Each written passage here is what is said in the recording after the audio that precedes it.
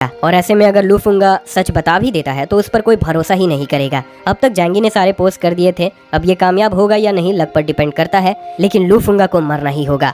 जैंगी फुंगा के इंस्ट्रक्शंस को फॉलो करते हुए सप्लाइज उसके गेट के सामने पहुंचा देता है और पास में ही एक पाइन ट्री के पीछे छुप जाता है और स्नाइपर निकालकर एम लगाए हुए था और उसे शूट करने का प्लान करता है। सब कुछ सेट करने के बाद लूफुंगा को वो मैसेज करके बताता है और फिर नजर रखे हुए था और उसका वेट कर रहा था, लेकिन टाइम पार होने लगा और वहाँ कोई आया ही नहीं। जैंगी समझ जाता है कि कुछ तो गड़बड़ है, क्या उसे मैसेज नहीं मिला? जैंगी फोन निकालता है पर रुक जाता है कि फिर उसे पता चल जाएगा कि मुझे कैसे पता उसने सप्लाईज अब तक नहीं लिया है, जिससे लूफुंगा को और शक हो जाएगा कि मैं पास ही उसे देख रहा हूँ। जैंगी सांस लेता है और डिसाइड करता है कि वो और वेट करेगा, उसे सप्लाईज चाहिए तो वो बाहर जरूर आएगा। जैंगी नजर जमाए हुए था और शिकार का वेट कर रहा था। 15 मिनट बाद विला 302 का गेट धीरे धीरे खुलने लगता है और एक शॉटगन का बैरल दिखता है और फिर लूफुंगा बाहर आता है कि बाहर कोई खतरा नहीं है। फुंगा बहुत खुश था कि उसे सप्लाईज मिल गए और उसका प्लान फेल नहीं हुआ।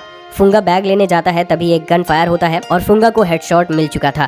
फुंगा दरवाजे से टकराते हुए जमीन पर गिर जाता है। जैंगी देखता है कि उसका एम सही था और वो तुरंत विला 302 जाता है। वहाँ पहुंचकर वो फुंगा को और भी गोली मारता है कि साले तूने क्या सोचा था, तू मुझे ब्लैकमेल करेगा और बच जाएगा। जिसके बाद जैंगी फुंगा के कंप्यूटर्स को ढूंढता है और उसे डिस्ट्रॉय करने का सोचता है, पर फिर रुक जाता है कि इसके कंप्यूटर में कीमती इंफॉर्मेशन होगा। जैंगी को आइडिया आता है और वो कंप्यूटर को अपने डायमेंशन में रख लेता है, ये सोचकर कि शायद ऐसे में कोई इन्फॉर्मेशन बाहर ना आए। अब जैंगी यही बेस्ट कर सकता था कि मैंने उसे मार दिया, अब अगर उसके फैमिली मेंबर आएंगे तो मैं उन्हें भी मार दूंगा। आखिर अब ये सब खत्म हुआ, अब मैं घर जाऊंगा और आराम से अपने गर्लफ्रेंड्स के साथ टाइम स्पेंड करूंगा और ऑनलाइन फॉल्स इन्फॉर्मेशन देता रहूंगा। अब इन्फॉर्मेशन भले ही लीक हो जाए, जैंगी दूसरों को फ्रेम करने के लिए तैयार था। उसका गोल था कि वो बस अपने नाम से सबको दूर रखेगा। जैंगी कंट्रोल रूम से बाहर आता है। जो उससे पूछती है वो किस काम में बिजी था। मैंने तुम्हारे लिए सूप बनाया है।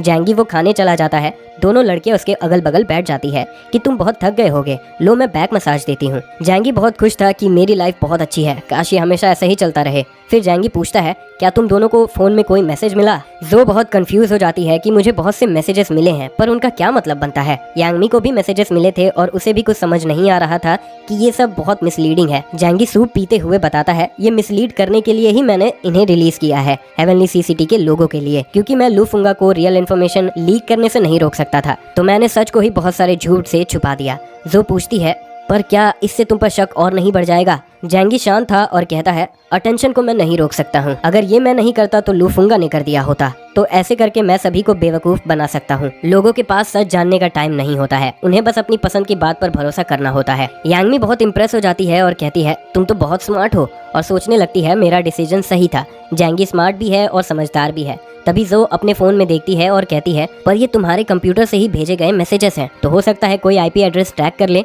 तब उन्हें पता चल जाएगा कि ये तुमने ही किया है। वो सही थी, जैंगी ने ही मल्टीपल मैसेजेस भेजे थे, लेकिन आईपी एड्रेस यूनिक होता है, कुछ ऑर्गेनाइजेशन उसे आराम से ट्रैक कर सकते हैं। जैंगी बिना कोई एक्सप्रेशन दिखाए सूप पी रहा था। जो थोड़ा टेंशन फील करती है और माफी मांगती है कि वो कुछ ज्यादा ही सोच रही है। वो कहती है अब हेवनली सी सिटी में ज्यादा लोग नहीं बचे होंगे, तो जो बचे हैं वो कुछ कर भी नहीं पाएंगे, तुमने जो भी किया वो बहुत सही है। फिर जैंगी कहता है ये स्नो डिजास्टर की वजह से सभी लोग पीछे हो जाएंगे और मेरे ट्रैक्स को कवर करना इम्पॉसिबल है। मैंने सबको पूरी तरह से बेवकूफ नहीं बनाया है, लेकिन ऐसा करके मैंने लोगों पर मुझ पर शक कम कर दिया है, और ऐसे ऑर्गेनाइजेशन से डील करना भी मुश्किल होगा जिनके पास साइबर सिक्योरिटी काफी अच्छी हो। लेकिन अब मैं इसके लिए भी तैयार हूँ, लूफुंगा की वजह से। ऐसा आज नहीं तो कल होना ही था, लेकिन ये घर $1 बिलियन का है और न्यूक्लियर रेजिस्टेंट भी है, और साथ ही मेरे पास एंडलेस सप्लाईज हैं। मेरे लिए मुश्किल तभी होगा जब मेरे पीछे टॉप टायर आर्म्ड फोर्सेस लग जाए।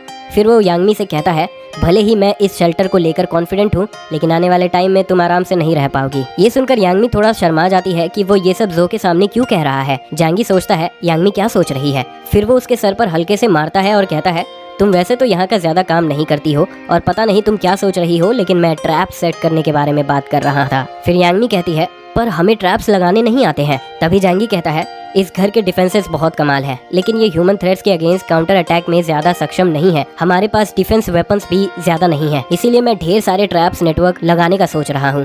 शेल्टर के चारों तरफ। अगर कोई मुझ पर अटैक करने का सोचेगा तो उसके लिए ये वन वे ट्रैप होगा। ये सुनकर दोनों लड़कियां बहुत इंप्रेस हो जाती है। जैंगी के साथ मिलने के बाद जो भी काफी ज्यादा सिक्योरिटी कॉन्शियस हो चुकी थी, दोनों लड़कियां मान जाती है कि तुम्हें सेफ रखने के लिए हम कुछ भी करने को तैयार हैं। यांगमी कहती है मुझे ट्रैप्स के बारे में ज्यादा तो नहीं पता, लेकिन मैं अपना बेस्ट दूंगी। फिर जैंगी ढेर सारे हार्डवेयर अपने डायमेंशन से निकालता है जिसमें बहुत से नेल्स और एनिमल ट्रैप्स थे। फिर वो एक स्टील नेल लेकर उन्हें उसके यूज से समझाने लगता है और उन्हें लेआउट याद रखने कहता है। जो और यांगमी खतरे को समझ रहे थे और काफी अटेंशन दे रहे थे। जैंगी जानता था कि स्नो में नेल्स फैला देने से उसका ट्रैप ज्यादा स्ट्रॉन्ग नहीं होने वाला है।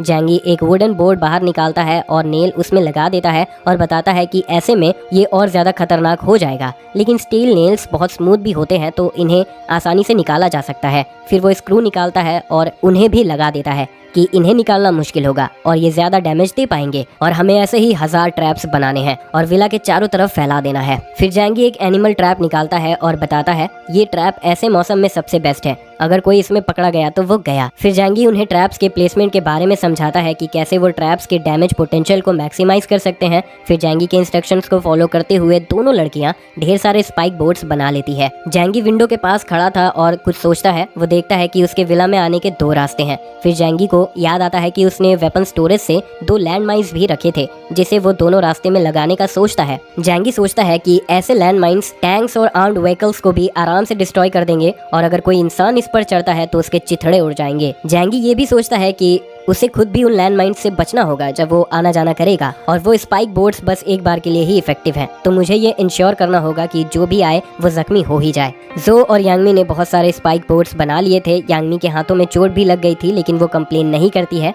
यांगमी जानती थी उसके स्किल्स ज्यादा अच्छे नहीं हैं, पर वो जो के सामने खुद को प्रूव करना चाह रही थी। जैंगी ये अप्रिशिएट करता है। फिर वो उन्हें बाहर ले जाता है और उन्हें सेटअप करना सिखाता है कि ऐसे स्नोफॉल में उन्हें कितना डेप्थ रखना है। ये ना तो ज्यादा अंदर होने चाहिए और ना ही ज्यादा बाहर। फिर वो दोनों रास्ते में जाता है, वहाँ गड्ढे करता है और लैंड माइन्स लगा देता है और थोड़े से स्नो से ढक देता है कि बाद में स्नोफॉल से ये और भी इनविजिबल हो जाएगा। नेक्स्ट स्टेप था कि एनिमी के डिवाइसेस और टूल्स को काउंटर कैसे करना है। जैंगी सोचता है वो हैंड ग्रेनेड के पिंस को स्टील वायर से कनेक्ट कर देगा और जो भी वायर से टकराएगा उससे वो ट्रैप ट्रिगर हो जाएगा और चेन एक्सप्लोजन स्टार्ट हो जाएगा। ये नॉर्मल एनिमी को तो मार ही देगा। शेल्टर के पास आना बहुत मुश्किल होगा, भले ही कोई एक्सटीरियर ट्रैप्स को पार करते हुए आगे आ जाए, लेकिन तब भी एक डिफेंस कॉरिडोर है शेल्टर के अंदर और साथ ही मेरे पास एक स्पेशल एबिलिटी है जिसमें मुझे पूरा भरोसा है।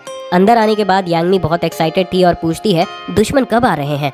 जैंगी कहता है अच्छा होगा अगर ट्रैप्स ऐसे ही रहे तो, लेकिन तुम्हें देखकर लग रहा है कि तुम चाहती हो कि हम पर कोई अटैक करे, पर मुझे लगता नहीं है कि दुश्मन जल्दी आने वाले हैं। अपोकलिप्स शुरू हुए काफी टाइम हो गया है, अगर कोई अपने घर में भी जिंदा है तो यही बहुत बड़ी बात होगी। बहुत ज्यादा जरूरी होने पर ही कोई दूसरे पर अटैक करेगा।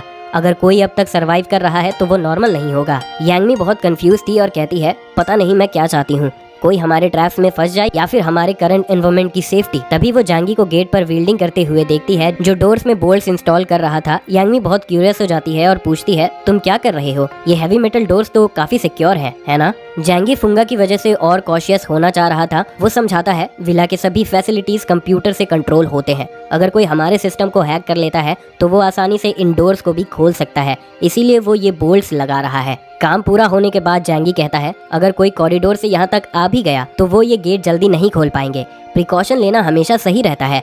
यांगमी उसके थिंकिंग से बहुत इंप्रेस हो चुकी थी। जैंगी के साथ रहने पर वो ज्यादा जिंदा रह पाएगी। जैंगी अब अपने सेटअप से सेटिस्फाइड था, लेकिन उसे अब भी साइबर सिक्योरिटी का टेंशन था। जैंगी कहता है अगर हमारे साथ कोई साइबर सिक्योरिटी एक्सपर्ट भी होता तो हम पूरी तरह से सेफ हो जाते। ये सुनकर यांगमी कहती है यांग शिनशिन इस फील्ड में बहुत एक्सपर्ट है। तभी जो कहती है क्या यांग शिनशिन अब भी जिंदा है। यांग शिनशिन बहुत कमजोर थी, उसके पैर पोलियो की वजह से पैरालाइज्ड हो गए थे, लेकिन उसका दिमाग बहुत तेज था और कंप्यूटर लैंग्वेजेस में वो एक्सपर्ट है। 16 साल की उम्र में ही उसे इंटरनेशनल कंप्यूटर अवार्ड मिला था, उसे टॉप हैकर भी माना जाता था। जैंगी ये सब सुनता है और कहता है ये तो बहुत अच्छी बात है, अगर तुम उसे ढूंढ सकती हो तो यहाँ सब कुछ परफेक्ट हो जाएगा। तभी यांगमी बताती है मैंने उसके साथ बहुत पहले कांटेक्ट करना बंद कर दिया था, स्नो डिजास्टर के बाद तो और नहीं। फिर जैंगी मजाक उड़ाते हुए कहता है शायद वो तुमसे बात ही नहीं करना चाहती थी, तुम सुंदर होने के अलावा कुछ और ऑफर नहीं कर पाती हो और जीनियस को ऐसा पसंद नहीं है। यांगमी उसे हल्के से पंच मारती है और कहती है तुम बहुत गंदी हो जाएंगी। फिर जैंगी सोचता है अगर ये शिनशिन अब भी जिंदा हुई तो ये मेरे हैरम ग्रुप को ज्वाइन कर सकती है और इन दोनों बहनों को देखकर लगता है उसकी ये बहन भी सुंदर ही होगी। अब मुझे बस थोड़ा सा वेट करना होगा। तो दोस्तों इसी के साथ ये पार्ट यहाँ पर खत्म होता है। अगले पार्ट के लिए वीडियो को जितना हो सके लाइक करें, शेयर करें। मिलते हैं नेक्स्ट वीडियो में, तब तक के लिए